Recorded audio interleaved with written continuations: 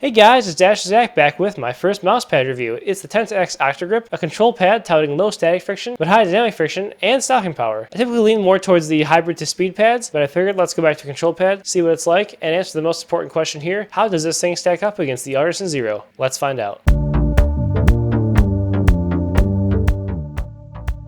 So here we have it, the Octo-Grip from Tenta-X, and as you can see we have the logo here down on the bottom. I do quite like the logo. It is printed on top of the mouse pad here. Quick overview of the pad: it came flat packed and there are two size and color options. As you can see here, it comes in both purple and black, the black being sold out right now, and then the 490 by 420 is the version that I got. It's 3.5 millimeters thick, and there's also an XL square version, which is awesome. They advertise their Apex Grip Tech base, say it's built to stay put. It's a pour-on-like base, but it's very high quality and very, very adhesive. As you can see here, it's sort of like a pour-on, but it's got an even more stickier characteristic to it. It did not move on my desk at all. It was very adhesive, and I love that. It's also a very high quality stitching job here. As you can see, the stitching is below the surface, and the overall feel of the pad is just extremely polished. The weave is very tight and impressive. It feels higher quality than, for example, this Gitoper G2 that I have here, which was my previous Zero clone that I was messing around with. This is more of a textured pad here, the Tenta-X. This is sort of like a smoothed out Zero, more or less, that doesn't collect hair. The G2 felt a little bit faster to me than my Zero. The Octo-Grip here feels also a little bit faster than the Zero, but not quite as fast as the G2. They're all in a very similar range here with very subtle differences. There's only one base at this, and that is their soft base, which is pretty much comparable to an Artisan soft. It's relatively plush with a decent amount of give here. The version of the lighter test is going to be the dongle test here, and you can see it's pretty soft. You can dig pretty deeply into there, but it does rebound nicely. Not as quick as like a Onda pad, and there is some control that you can gain from the soft base here, but it's not insanely over plush like the pillow base of what I would consider the X-Soft Artisan, which I tend to avoid. Tenta-X describes the pad as low initial friction and then high dynamic and stopping power, and I would say the initial friction is more like a medium versus a low in the whole spectrum of pads, even in those control pads. The dynamic friction I would say is more of a medium as well. I wouldn't say there's a high dynamic friction on like a Zero-esque pad. That would be more like a Type 99, for example, or potentially the Last Stand from Tenta-X. This is more of a medium. There is, however, a surprising amount of stopping power, so in static scenarios, my flicks were pretty accurate after I got used to the slightly slower speed. I had been using a heavy B speed before this, so it was a bit of a jarring change for a second there, but after I got dialed in, I was surprisingly good in static. What really blew my mind was that in Smoothbot, which again, you probably know if you watch the channel, is my favorite scenario, I was able to get within, I think, 0.1% of a PR on this pad here, which is considered a control pad. And I lowered my sensitivity from 32 to 46 CM360 over the last week just to mess around. And with that lowered sense, I was still able to perform really well on this control pad, which was shocking to me. I have noticed some pads that are too slow, that lower sense is just, it's unplayable basically. And on this pad, that was not the case. Once you get going, you do get a nice glide. It's not overly slow. You're not really muddy. I wouldn't call this pad a mud pad at all. It's just like a control, almost a hybrid, but more on the control faster side. And that is something that I really enjoy. I did talk about the higher stopping power, and part of that is pressure applied to this softer base again. Let you dig in and get some more sense of control. That's really great for pad skates like this. Although this is the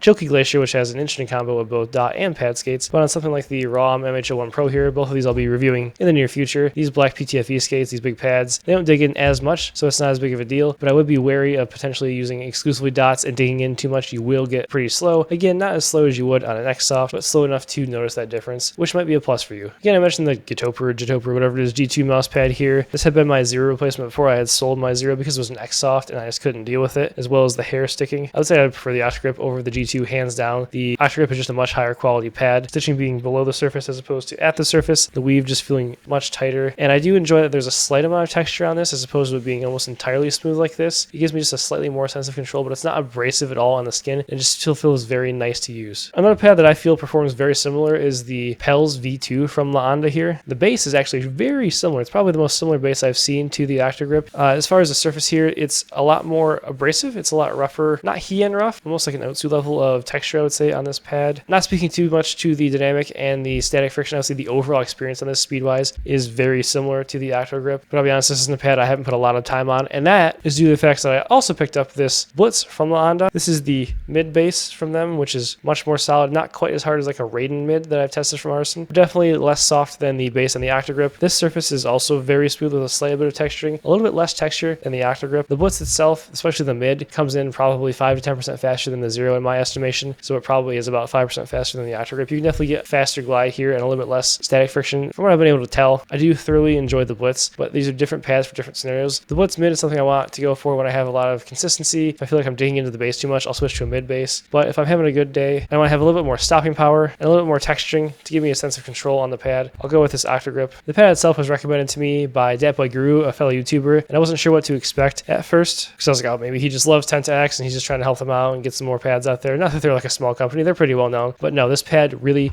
impressed me. I was actually blown away at the quality again. It just feels so nice. Like it's a quality that I feel like Artisan has, Onda has, and now Tenta-X. Their pads just feel so high quality, the stitching so tight. It's a pad that I do want to keep coming back to use for stack scenarios. I typically tend to lean towards faster pads, so I've been maining other pads alongside this when I've been testing it, just to sort of get an idea of the differences between them. But this is a pad that will stay in my main rotation as far as my new Zero replacement. I don't really feel a need to go back and get a Zero because I have this Octo-Grip. I would say if there's one thing I would change about it, it would be maybe to speed it up a little bit. But again, that's probably not what they're going for in the pad. Offering a mid base would probably be a nice middle ground there. We could get some more speed without the ability to sink in and slow down unintentionally when you're sort of like bearing down on the mouse, either in like a high pressure situation or when you're close to PR and Kovacs. So again, would love to see that mid base come into play here, but otherwise a great control pad all around. I will say one more thing to note, that this pad does have a slight property where it attracts pet hair to it. I have a cat and a dog, and I would notice some hair sticking up on this, but it's nothing near as bad as the orange X-Soft Artisan Zero. That was an absolute freaking hair magnet, and you could not get those hairs out no matter what. This will attract a few more hairs, but you can just pick them right off, and as you can see right now, there are really no hairs to be seen on the surface of this pad. Maybe the one you see there floating. Only a slight side note I wanted to bring up because it is something that I noticed, but not a huge detriment. So that about wraps up for my thoughts on the Tenta-X Octo-Grip. If you're looking for a control-oriented pad that'll shine in tech FPSs but still hold its own in a game like Fortnite, this could be the pad for you. The quality of the pad is top-notch. I love the purple colorway. I'm hoping to check out their new speed pad in the near future. Please subscribe and like if you enjoyed the video. Follow me on Twitter at DasherZach. Check out the Mousecast podcast. Join up on my Discord.